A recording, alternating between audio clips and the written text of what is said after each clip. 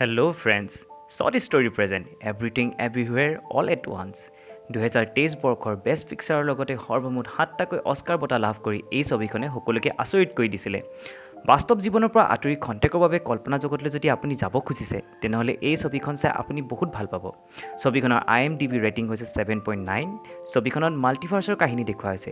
আপুনি যদি মাল্টিভাৰ্ছৰ কথা ভালকৈ নাজানে তেনেহ'লে ভিডিঅ'টি শেষলৈকে চাব, আপুনি নিশ্চয়কৈ বুজি পাব। কাহিনী আৰম্ভ হয় আমেৰিকাত বসবাস কৰি থকা চাইনিজ দম্পতী মিষ্টাৰ য়েমেন, মিছেছ এভলিন, তেওঁলোকৰ ছোৱালী জয় আৰু মিছেছ এভলিনৰ দেউতাক গং। ছবিখনৰ আৰম্ভতে দেখিবলৈ পোৱা যায় মিছেছ এভলিন দুশ্চিন্তাত থকা। আচলতে তেওঁলোকৰ লণ্ড্ৰীৰ বিজনেছ অৰ্থাৎ কাপোৰ ধোৱা ব্যৱসায় এটা আছে। বিজনেছৰ বাবে তেওঁলোকে বেংকৰ পৰা লোন লৈছিল, কিন্তু বৰ্তমান বিজনেছ ভালকৈ চলি নথকাৰ বাবে বেংকে তেওঁলোকক মাতি পঠিয়াইছে। তেনে সময়তে এভলিনৰ ওচৰলৈ তাইৰ জীয়েক আহে আৰু গম পোৱা যায় যে তাই লেছবিয়ান হয়। তাইৰ লগত তাইৰ গাৰ্লফ্ৰেণ্ডো আহে। পিছে মিছেছ এলভিনে এই কথাটো বৰ বেছি ভাল নাপায়।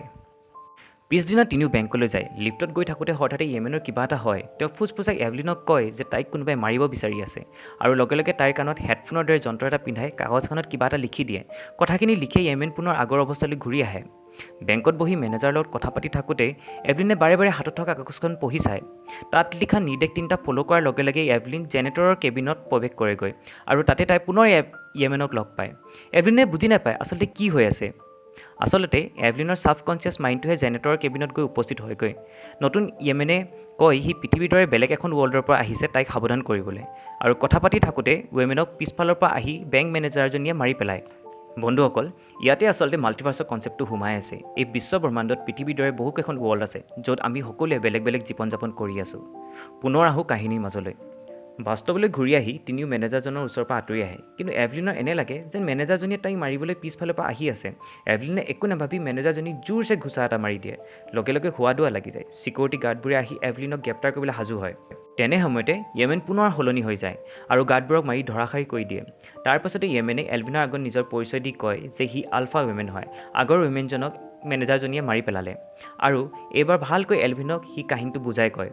আচলতে আলফা য়েমেন অহা ৱৰ্ল্ডৰ আলফা এভলিনে ব্ৰহ্মাণ্ডৰ বাকীবোৰ ৱৰ্ল্ডৰ লগত কানেক্ট হ'ব পৰাকৈ এটা ৰাস্তা বিচাৰি উলিয়াইছিল, য'ত নেকি মানুহে সুশৰীৰে উপস্থিত নহ'লেও মনৰ যোগেদি কানেক্ট হৈ ইজনে সিজনৰ লগত কথা পতাৰ উপৰিও নিজৰ শক্তিৰো সাল সলনি কৰিব পাৰিব। লগতে আলফা এভলিনে কাৰোবাৰ ওপৰত এটা এক্সপেৰিমেণ্ট কৰিছিল, যিটো ফেইল হোৱাৰ কাৰণে সেইটো এতিয়া এটা বেয়া শক্তিলৈ ৰূপান্তৰ হৈ পৰিছে, আৰু শক্তিটো বেয়া হোৱাৰ মূল কাৰণ যিহেতু এভলিনে হয়, গতিকে সি এতিয়া প্ৰতিখন ৱৰ্ল্ডত থকা এভলিনক বিচাৰি বিচাৰি মাৰি আছে। কথাবোৰ পাতি থাকোঁতে দেখিবলৈ পোৱা যায় যে বেংক মেনেজাৰজনী এইবাৰ সঁচাকৈ এভলিনক মাৰিবলৈ সাজু হৈছে, কাৰণ বেয়া শক্তিটোৱে ইতিমধ্যে বেংক মেনেজাৰজনীকো বশ কৰি লৈছে। আলফা ৱেমেনৰ নিৰ্দেশ অনুসৰি এভলিনে নতুন এভলিনৰ লগত কানেক্ট হ'বলৈ চেষ্টা চলায়। নতুন এভলিনজনী কংফু এক্সপাৰ্ট আছিল, গতিকে এভলিনক অট'মেটিকেলি কংফু জানি যায় আৰু ফাইট কৰি বেংক মেনেজাৰজনীক ধৰাশায়ী কৰি পেলায়।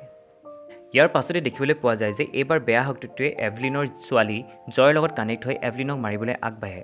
তাই গাৰ্ডবোৰকো মাৰি পেলায়। জয়ৰ লগত ফাইট কৰিবৰ বাবে এভলিন পুনৰ এজনী নতুন এভলিনৰ লগত কানেক্ট হয়, কিন্তু এইবাৰ এভলিন যাৰ লগত কানেক্ট হয় সেইখন ৱৰ্ল্ডত মানুহৰ আঙুলিবোৰ ঢিলা হয়। লগতে এভলিনে দেখিবলৈ পায় যে সেইখন ৱৰ্ল্ডত এভলিন আৰু বেংক মেনেজাৰ দুয়োজনী ভাল বান্ধৱী হয়। ইফালে বাস্তৱৰ এভলিনক জয়ে তাই নিজে বনোৱা এখন ৱৰ্ল্ড দেখুৱায়, য'ত তাই মাকৰ সৈতে থাকি নিজৰ দুখবোৰ কম কৰিব বিচাৰে। আচলতে আলফা এভলিনে যিটো এক্সপেৰিমেণ্ট কৰিছিল সেইটো জয়ৰ ওপৰতে কৰিছিল। এক্সপেৰিমেণ্টটো বিফল হ'লেও জয়ে এটা শক্তি লাভ কৰিছিল, যিটোৰ জৰিয়তে তাই ব্ৰহ্মাণ্ডৰ প্ৰতিখন ৱৰ্ল্ডত কানেক্ট হ'ব পাৰিছিল কোনো ধৰণৰ বাধা নোহোৱাকৈ। ফলস্বৰূপে তাই জানিবলৈ পাইছিল যে ব্ৰহ্মাণ্ডৰ কোনোখন ৱৰ্ল্ডতে তাই সুখী নহয়। সেই খঙতে তাই ব্ৰহ্মাণ্ডৰ প্ৰতিখন ৱৰ্ল্ডতে থকা সুখী এভলিনবোৰক মাৰি পেলাইছিল। তাই সন্ধান কৰি আছিল তাইৰ দৰে এজনী দুখী এভলিন, আৰু সঁচা অৰ্থত এইজনী এভলিনৰ জীৱন মুঠেই সুখৰ নাছিল। পিছে এভলিন জয়ৰ কথাত পতিয়ন নগৈ তাইক চকী এখনত বান্ধি দিয়ে। তেতিয়া আলফা গঙে এভলিনক জয়ক মাৰি পেলাবলৈ নিৰ্দেশ দিয়ে, কিন্তু এভলিনে তেনে কৰিব নোৱাৰে, কাৰণ জয় এভলিনৰ ছোৱালী হয়। কথা নমনা দেখি গঙে মানুহ মাতি আনে এভলিনক মাৰিবৰ কাৰণে, কিন্তু এভলিনে পুনৰ নতুন নতুন এভলিনৰ লগত কানেক্ট হৈ সকলোকে মাৰি পেলায়। তেনে সময়তে হঠাতে এভলিন খন্তেকৰ বাবে গোটেই ব্ৰহ্মাণ্ডৰ এভলিনবোৰৰ লগত কানেক্ট হৈ পৰে, আৰু ফলস্বৰূপে তাই দেখিবলৈ পায় এখন ৱৰ্ল্ড য'ত এভলিন আৰু জয়ৰ মাজত কাজিয়া হৈ থাকে, ফলত প্ৰতিখন ৱৰ্ল্ডতে এভলিন আৰু জয়ৰ মাজত কাজিয়া হৈ যায়।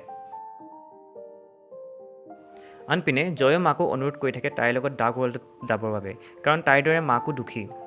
আচলতে ইয়াত মাল্টিভাৰ্ছৰ কনচেপ্টটো লোৱা হৈছে কাৰণে একেলগতে বহুতকেইটা কাহিনী চলি থাকে, গতিকে আচল কাহিনী কোনটো বিচাৰি ওলোৱাটো এজন দৰ্শকৰ বাবে সঁচাকৈ বৰ কঠিন কাম। আনপিনে বাস্তৱৰ এভলিনৰ ঘৰত নিউ ইয়েৰ পাৰ্টি চলি থাকে।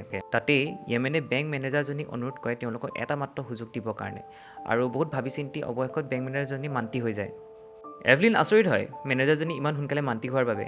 কিন্তু হ'লেও তাইৰ মুখত হাঁহি বিৰিঙি উঠে লগতে তাইৰ মনলৈ সাহসো আহে লগে লগে দেখা পোৱা যায় বাকী ৱৰ্ল্ডৰ এভলিনবোৰৰ জীৱনতো সুখ অহা আচলতে ব্ৰহ্মাণ্ড বেলেগ বেলেগ এভলিন বেলেগ বেলেগ হ'লেও সকলো পৰস্পৰৰ লগত কানেক্ট হৈ আছে আনফালে আকৌ জয় ডাৰ্ক ৱৰ্ল্ডৰ ফালে আগুৱাই গৈ থাকে এভলিনে বাধা দিব খোজে কিন্তু বাকী পালি পঢ়ুৱাবোৰে এভলিনকে বাধা দিয়ে কিন্তু ইতিমধ্যে যিহেতু কৈ আহিছোঁ এভলিন ব্ৰহ্মাণ্ডৰ সকলো এভলিনৰ লগত কানেক্ট হৈ আছে গতিকে তাই প্ৰতিজন মানুহক চুই তেওঁলোকৰ দুখবোৰ নাইকিয়া কৰি দিয়ে